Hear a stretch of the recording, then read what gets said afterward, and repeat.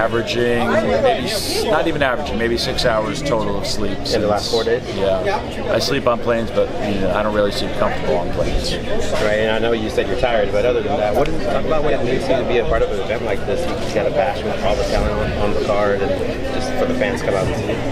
I love this.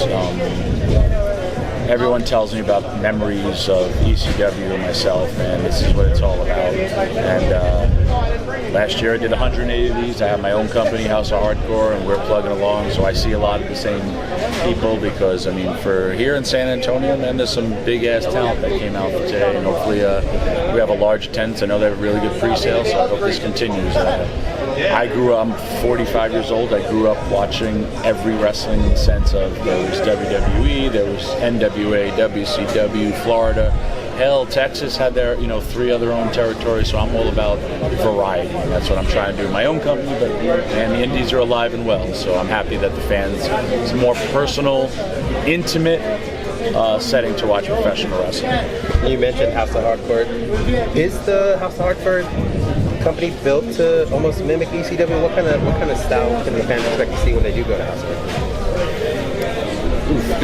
I based it on our slogan is no politics, no BS, just wrestling, and it is kind of in your face, but what we did in ECW was magic. I have caught some of that magic in a bottle. I'm not trying to relive ECW. I'm trying to create new memories for fans, and it's just basically my vision of what I feel professional wrestling is.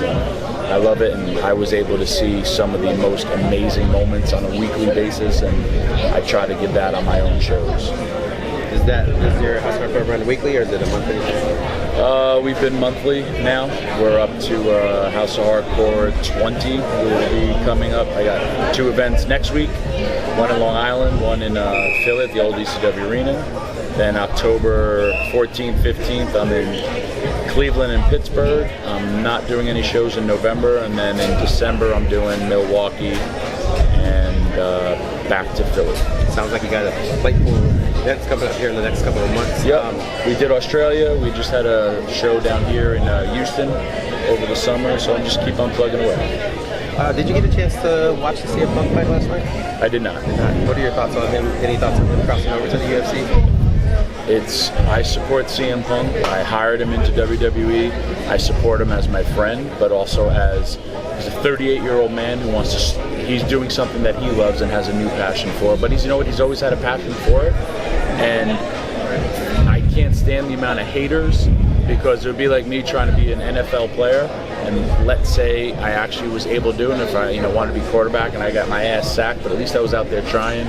There's a lot of keyboard cowards out there that want to hate on him, when, man, I think anyone would try that opportunity to go out there, and he got his ass kicked from what I heard, but you know what? He's going to come back and try doing it again. And it's a smart business move by UFC, because if you think about the last 3 fights of UFC, Brock Lesnar, CM Punk, Conor McGregor, all had some wrestling type of, and that is putting asses in seats, and there is a huge audience crossover between the two. And you mentioned Conor McGregor. I don't know if you saw the comments he made about wrestling. What are your thoughts on that? I think it's horrible. I think if he's going to be a showman and try to copy the wrestling motif of talking trash, in that game you are only as good as your next fight. I disagree with that. There is not someone on the roster that couldn't kick his ass. I think Dolph Ziggler could hold his own against him. I think Shelton Benjamin could have held his own against him.